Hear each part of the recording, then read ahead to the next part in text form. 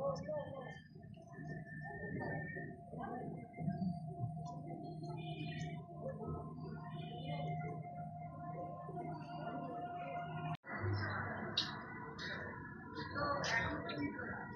ছোট ভাই, ভালো না? হ্যাঁ ভালো।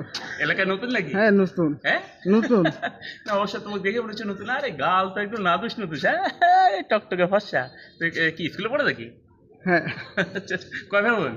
এক ভাই এক বোন। ও বোন বড় না ছোট? বোন বড়। ও বড়, ও হ্যাঁ। কিসে পড়ে? কলেজে। ও আচ্ছা আচ্ছা আচ্ছা, আমি ধরো তো তোমাদের এলাকার বড় ভাই আর কি।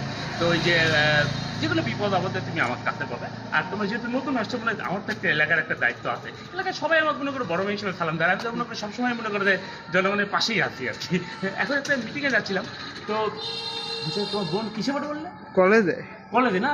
তার জন্য তো আমার দরকার আছে। মানে যে কোনো বিপদ আপদ বা যে কোনো সমস্যা পড়লে কিন্তু আমাকে একটা কল দিবে জাস্ট। আমার কাছে তো আপনার নাম্বারটাও নাই। আমার নাম্বার জানালে আমি তো সবসময় সরকারি এই 999 ফোন দিবে। আর এটা তো সরকারি নাম্বার।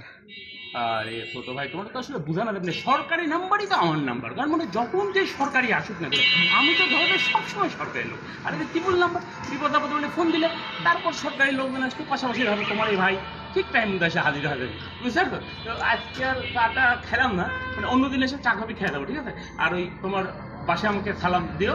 আর আরেকদিন তোমার আম্মা আব্বা তারপরে তোমার বোন আছে, তার সাথে তো আমরা একটা আলাপ আলোচনার ব্যাপার আছে নাকি, কি বলো? হ্যাঁ হ্যাঁ তাহলে ওই যে ছোট ভাই, তাহলে বিপদে বলে কোথায় ফোন দিবে জানি?